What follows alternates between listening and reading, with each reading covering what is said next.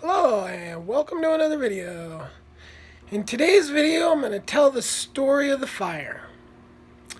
So it was Friday, January 31st, 2020, and I had been in Bend.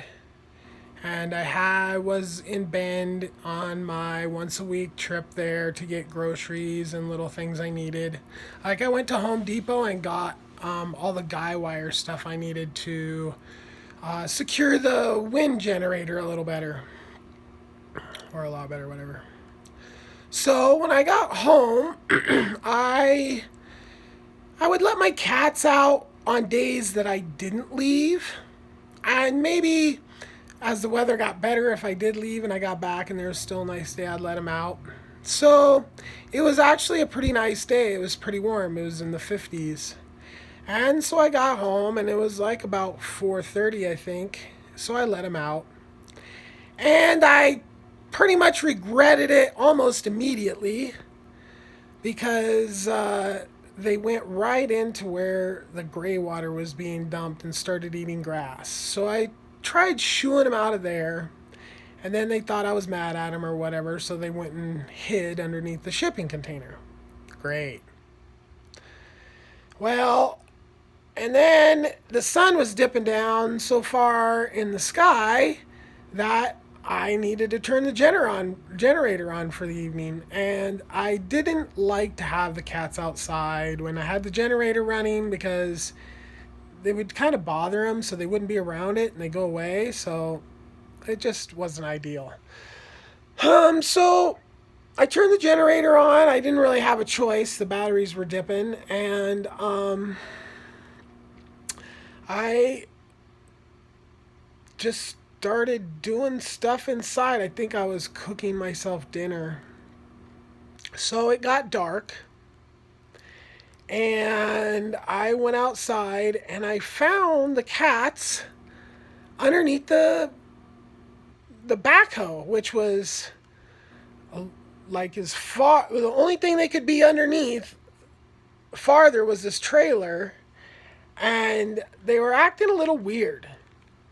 Zuzi let me come right up to her and pick her up, so I just went and got her because she was generally the hardest one. But Thorium was hissing at me, and he had never hissed at me before, and he was just hissing and hissing and hissing and hissing, and it was like, what's wrong, dude?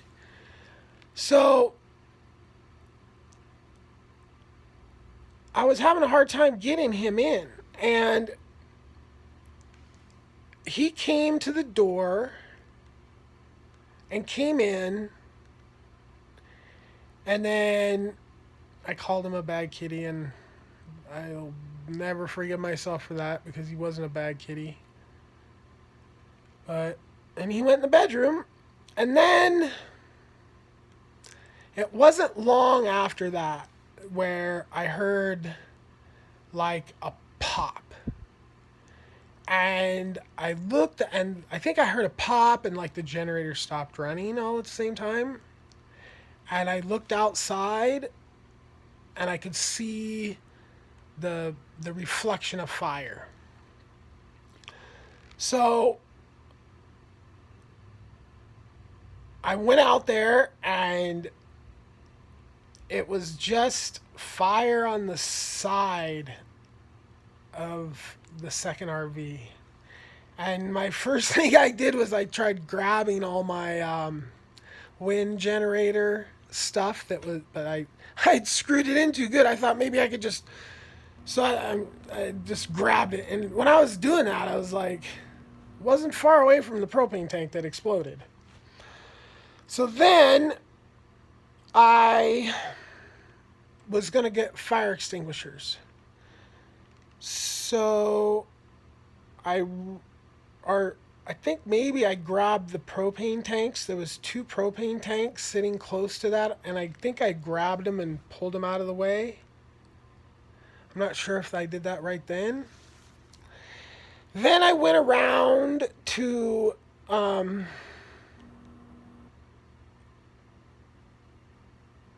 my fenced area, and I didn't have glasses, so I couldn't see the combination lock. So I was standing there trying to figure out what to do, And, I was thinking about climbing underneath because the one shipping container is a little higher, so there's a room where I maybe could, but I had wood all piled on the other side there. So, and then I was thinking about ripping this panel off the gate, but I was worried about getting cut. And then I saw the neighbor kid, and I was like, come here and do this combination lock for me. And he says, I can't. And I'm like, what do you mean you can't? Come over here and help me. He's like, oh, no, I got to go get the other neighbors. And I'm like, come here and do the fucking combination lock for me. I can't see. I don't have my glasses. He's like, I can't. And I was like, why won't you help me? And then I'm back and I'm, trying to fucking figure out what to do. And I turn back around and he's just standing there. He's fucking not going to get the neighbors or anything. I'm like, why won't you help me? I can't. I got to go get the neighbors. Almost like in this, like, oh yeah, kind of like nonchalant. That has been a nightmare part in my head the whole time. Fucking screaming at this kid to help me and him just being like, nope. And it's like, that fucking kid could have just walked over there, done the combination lock. I could have grabbed 2 fire extinguishers and had a fucking chance of putting it out. I don't blame the kid, but fuck, man. That shit's in my head like a fucking nightmare, begging this kid to come. Why would you fucking help me? I'm screaming at him. And he's just like, oh, I can't. But he's not going. He's not moving. He's not walking anywhere. He's just standing in one fucking spot, staring at me. So anyway, I might be confusing the order of this. I breathed in so much smoke I felt drunk. But anyway, I might, I think I went over there and then I ran back. And then I grabbed the propane tanks. And then I went in the first time to get my keys. I got the keys to the backhoe, or I got the keys to the truck. And those were all the way in my bedroom. And then I got in the truck, and the idea was to hook up to the burning trailer and move it. But I literally was turning around and ran right in the fucking ditch. Just boom. I was just in the ditch. I didn't even fucking think the ditch was there. Didn't even remember. So I jumped out of the truck, ran back in, and then I got my backhoe keys. And then I go over and start the backhoe. And the backhoe, it started right up, boom, and then turned off. And then and fuck. So I got it started and I was heading over there and bam, I rammed the trailer that was on fire. But I think the fire had already spread by the time I got to that ram. And that ram really didn't make it go that far. It just kind of disintegrated the fucking trailer. So I parked the backhoe away from the fire, ran back out, and that's when I grabbed the propane tanks, I think, for the second time. Because then the fire was up on the roof, and I had only pulled the propane tanks under the roof. So after pulling those propane tanks, that's when I went back in, I got to get the cats out. Because I think up until that point, I still was kind of in this, I can put this out. I can stop this. That was what was going through my head. I just need to put it out. Now, I failed on many. There was a fire extinguisher literally right inside the door, a little tiny one, inside the door of my RV that I completely forgot about. Completely. Didn't even cross my mind. And also, scooping with the backhoe. If I would have scooped and poured the dirt on stuff. That would have worked too, but yeah, I'd never done a fire drill. That's why they do fire drills in school, so you think how that shit's supposed to happen. But I didn't never do I should have done fucking a fire drill. I'll do a fire drill now, believe you me. So I went in, and I had been in twice already. I went in the bedroom the first time to get the truck keys, and then I just went into the front door to get the.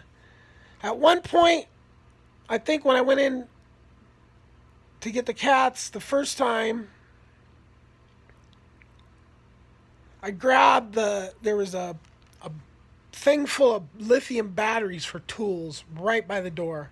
And I was like, fuck, if that catches on fire, that's going to block my way out. I was thinking I was going to go in, so I just threw that out the door. And then I went in, and I remember the fire was on the ceiling. And it was just swirling, and it was crawling across the ceiling, and it was like 5 feet away from the back of the RV, and like a foot down.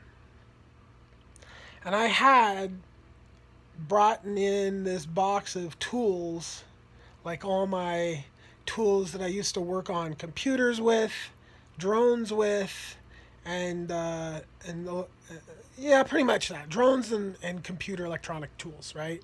And it was a whole box. I was looking for my multimeter, and I found it, and it's burned. It was like a $350 multimeter.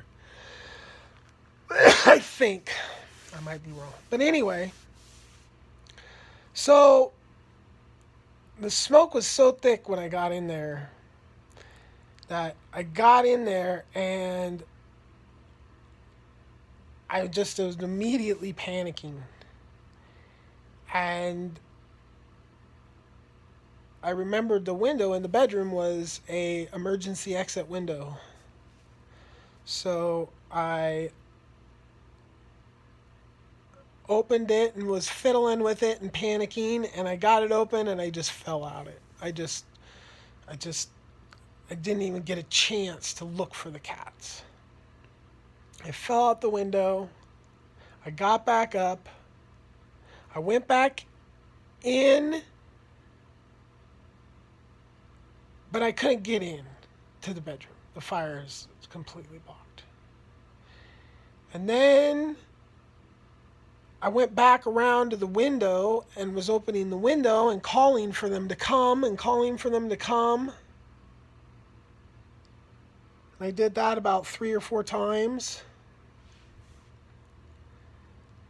And then I just started like feeling really, really fucked up. Like I couldn't think straight. I was like, because I had fucking breathed so much smoke that I wasn't breathing right.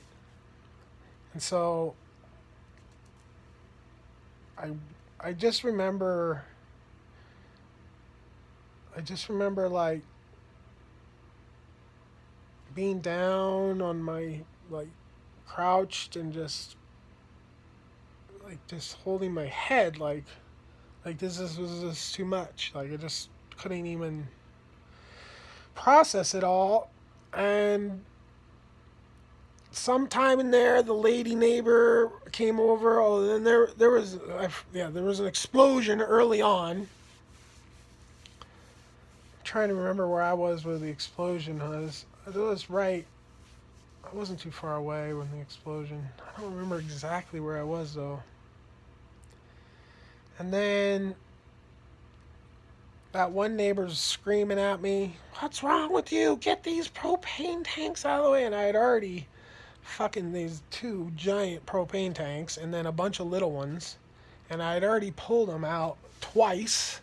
And they were fucking hot. That's how my hands got burnt. This is my right hand. That's pretty much set now. And then my left hand is got that on it. So, and I grabbed him a third time, pulled him out of the way, and then there was a lot of people showing up at that point. A lot. And people were coming up to me and asking me what to do and all that shit, and I just couldn't think. I'd already tried to get in the gate, and one neighbor I was finally, I'm like, then there's more propane tanks back there and all this other shit, and I'm like, but I can't get in there because my glasses. And so I told them the combination, and they got it open, and then we all started grabbing my tools and those tanks and everything that's over there and just pulling them out away. So if that all that other would have caught fire, then I wouldn't have lost my tools and stuff. So, and then we were doing that at that point, and somebody asked me about my car, and I said I don't have the key. I don't know what to do. And I was still like breathing really, and like I just felt like kind of drunk, honestly.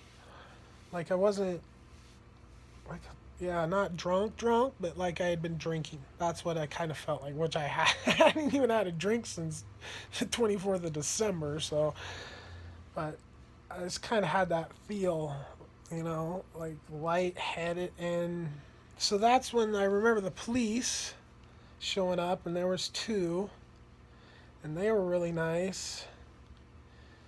And the cops were looking at me weird, and I was worried that I was in trouble. I didn't know what for, but I was worried because they kept looking at it. I think they were looking at me like for health things, like they probably noticed I wasn't breathing right, and probably noticed I was, not okay. It's part of their job, I think. So they walked me, and I was so thirsty. I was so thirsty. And I asked the neighbor for some water, and nobody had any water. And and then the cops wanted me to come over to their car with them. And they told me the ambulance was on the way. And I was like, I don't need an ambulance. And, well, he's like, well, just let them look at you.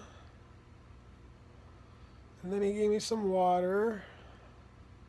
And then I was just sitting on the back of the cop car, and I started gagging and coughing a lot when I started drinking the water, I think. I mean, really coughing, hacking stuff up. And that's when the paramedics showed up, and I must have said I wish I just would have died about 100 times, because I fucking did not want to live through that shit. So the paramedics looked in my throat and said, oh yeah, I can see soot in your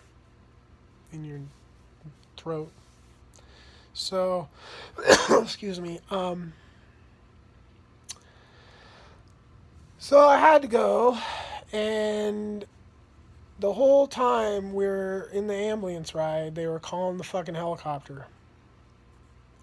We need to put this guy in the life flight. We need to put this guy in the life flight. So when I first started in the ambulance, I was kind of sitting like this, just down, and I'm just crying and feeling like shit. But then as the trip progressed, I had to put my head up like that because it was harder. It was getting hard to breathe, and that's apparently what happens is like you burn the inside of your neck and lungs, and then after a certain amount of time it swells up and it swells closed. So that's what they were really fucking worried about happening to me. So this is why they were trying to get the helicopter. And I just kept saying, no helicopter, no. I've been in a helicopter, but I'm like, no helicopter, because I imagine that motherfucker's going to cost me a fortune. I don't want to fucking spend helicopter money on this. If I die, don't worry about it. As a matter of fact, at the hospital, they got all this, what level of resuscitation shit do you want? And I'm like 0, and they're like, nothing? And I'm like, no, don't worry about it. And they're not, no, oh, is that, I mean, like basic okay, fine, basic shit, whatever, CPR, yeah, but no machines. I don't want to pay for that shit either. So, got to the hospital, into the emergency, and then something happened, and they all started. They weren't freaking out, but it seemed to me like they were freaking out. It was freaking me out because there was just. They took me from one room to another room, all hurry, and then there was so many fucking people. I mean, like 20 people or something. Just I was like, what the fuck is going on, man? They were just everywhere, and they were just doing all this shit everywhere. I was like, what the fuck's wrong with me that I need this kind of attention? So I was really starting to worry at that point. And my hand was bruised in the palm. Just kind of gone away now. It's a little bit left in there, but so they I don't even remember. They'd like knocked me out, I think.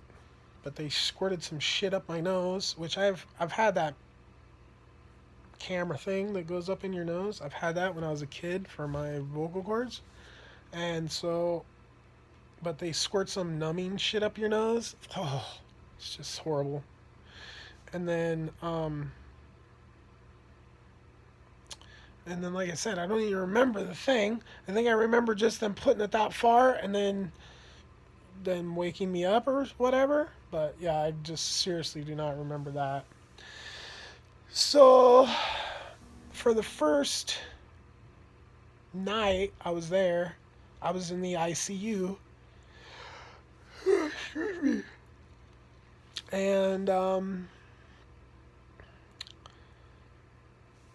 just hooked up to fucking everything in the nose and the one thing in each arm, and then